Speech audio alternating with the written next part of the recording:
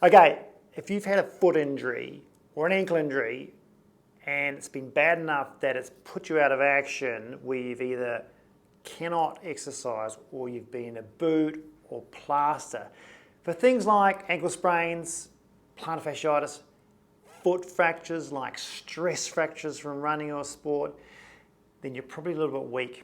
So we've got 4 exercises that we're going to go through with Pam here to show you what you need to do for your foot to bring back all the strength in the little muscles in the foot and in the arch to help improve the strength so you can return to your exercise and sport pain-free.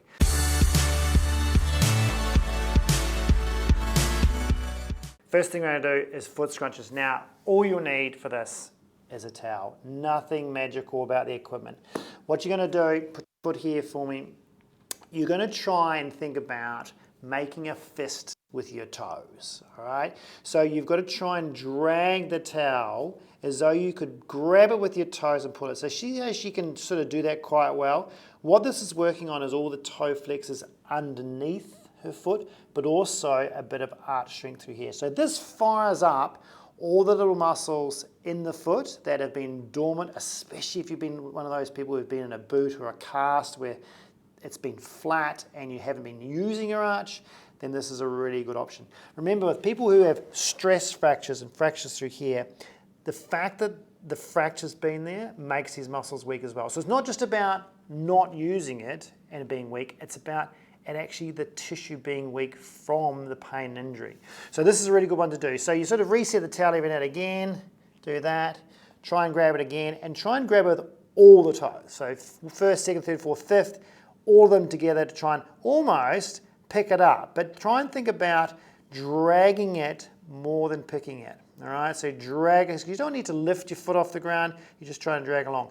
Now you sort of do like 10 in a row until you're a little bit tired, reset it, and away you go again. So really simple one, but a really nice one for you guys to do at home when you're watching TV, something like that. It's a pretty boring exercise, right? But really, really good to fire up those little muscles so it can handle more intensive exercise. Okay, number 2. Toe splays. Now this may look completely weird, but this is very good for your actual individual toe and foot control. So what you're trying to do, you see how our feet are straight like this, okay? You're going to try and splay them like I can do with my hands. So if I can do this and I do that, that's what you want to try and do with your foot. Now you've never done this before. Pam's actually got very good brain to foot control. You can see they're all splaying out nice and evenly.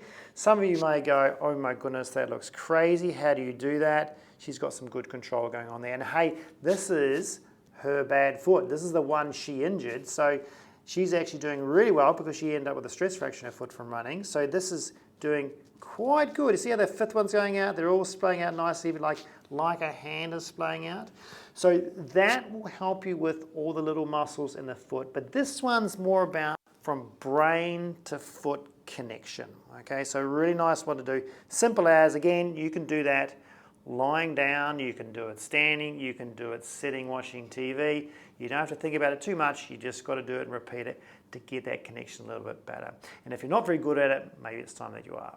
Okay, just as a heads up, if you become a member of this channel, you can get exclusive access to the exact exercises that we give our clients here in the clinic with the exact cueing, instruction, technique correction, so you can get your rehab done right. We're uploading over 700 of our new videos, so head to the members area and check it out today.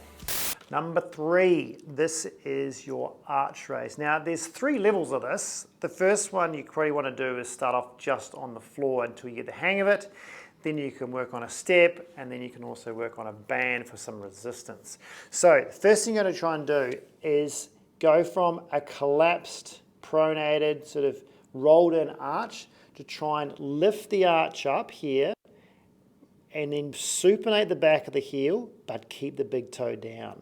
So what you don't want to do is just roll your ankle into inversion, because that's not going to learn any control.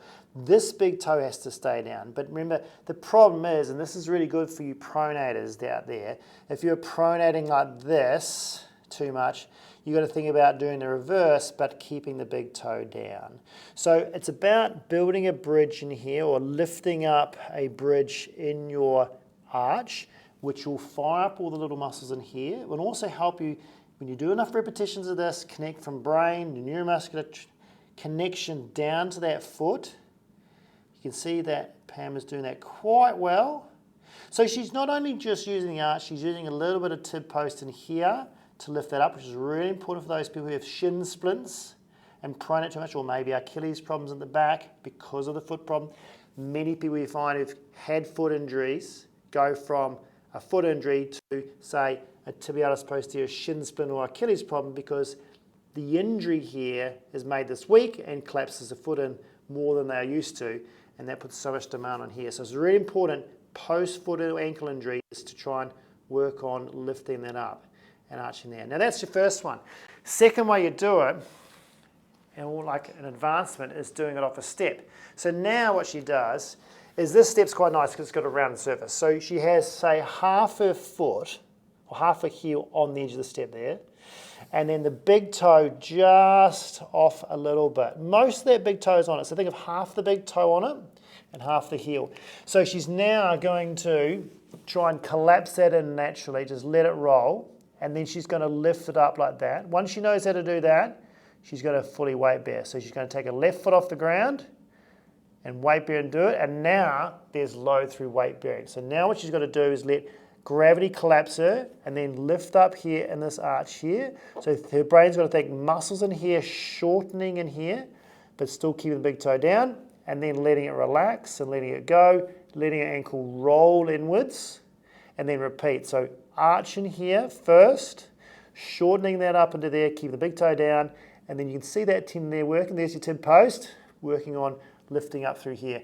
And that'll help her with her alignment when she runs. All right, so really nice one to do, going from sort of 2 feet on the ground, which is weight bearing, but to single leg weight bearing. It's a lot harder. That's where you'll need a step like this to get more range. The reason why we've got a rounded step here is she can collapse a lot further in than just being on the floor. So she gets more range with this, plus she gets more load by being on a single leg. Now the alternative to that one there, if you find the step just too hard, is use a band and go back to the floor. So we could call this like an interim one. If you put both feet in there, Pam, for me, then this goes sort of around the top of the arch there. She then stands a little bit wider than normal to try and get a bit of tension on this band already. Not too much, because this is a very subtle exercise. You're not trying to stretch the heck out of the band, because if you go too far, you're going to lift your big toe. Okay, so you want to try as hard as you can to get the big toes down, but you let the band crash your feet inwards. So you let the tension of the band pull you in. That's why you need to start with a bit of band first. Then you do the same thing. Try and lift the arch up here and think about stretching the band wider. Okay, so you're trying to pull that way and pull that way with your feet. Now, some people will sort of end up rolling their knees out. So you just got to think it's got to come from the feet. You're not trying to just rotate the knees and do it. All right, so when you look at this, make sure your knees are facing straight forward. They're not sort of trying to rotate out at the tibia there. You've got to do it from the foot. So starting off and getting that tension right is quite crucial, and then working on just lifting enough. So if you lift just enough and really focus, this is where you can think about that neuromuscular thing. Can I keep that big toe down but lift my arch? That's the practice I want you to work on, is see if you can get brain to foot, because a lot of this is just about neuromuscular pathways and getting more control through your arches and through your feet to improve your strength. So that's a nice one to do interim if you find that step a little bit too hard. Now your last one, balance. Now, balancing on a Bosu and a wobble board, which we get you doing for ankle rehab, is a bit too much for foot. That's going to involve a lot of ankle, hip and knee stuff, which is great to do for ankle sprains and if you need it. We're after the foot part.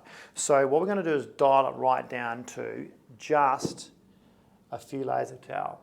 Okay. Now you'll find that if you have quite a few layers of towel and there's too much movement here, it's going to be too hard. So you can play with how much towel you have. You may find this is enough. You may find you need a bit more. Let's start for Pam this much. Now, if you put one foot on there for me, Pam, she's going to try and balance on one foot, okay? And what you're looking for is how much movement she's doing. Can you see all these little muscles working really hard to maintain? You got to watch how much gripping she's doing. She's got to try and relax the toes a little bit She's allowed to grip on and stabilize, but she can't crunch them too much and hold on for dear life. At the same time, I don't want this ankle moving around too much and her brain using all of her calf to do the work because there's too much ankle work here. I want foot work done here more than ankle work. If we go a little bit too hard, go on that for me, what's going to happen is if she's got too much towel, it's going to wobble too much. See that? Okay, so there's too much movement going on. What that'll do is her brain will start switching on her muscles control ankle and she won't get the subtle strengthening here as much. Same thing if you go down to the floor, you watch what happens if she just balances on the floor. There's just not enough control work getting done there. It's too stable for it. Now that's good if you're really, really unstable, but for Pam, she needs sort of halfway in between. And so going on something like this is a nice medium between, say, a Bose or a wobble board and flat on the floor, because she has to do a bit of work, but it's mostly foot and not too much ankle going on. So for you at home, you need to think of like, okay, I don't want it too wobbly because then I'm going to turn to an ankle stability exercise. I want to work on foot. I don't want it too stable because it's not doing too much enough. So work out how much towel you need to give you enough challenge to get the thing stronger. So there's our 4. Hope that helps. See you next time. Now, if you are struggling with your rehab and you need specialized, structured physio exercise rehabilitation programs for your injury and surgery, then do yourself a favor and head to physiorehab.com or click on the website link in the description below.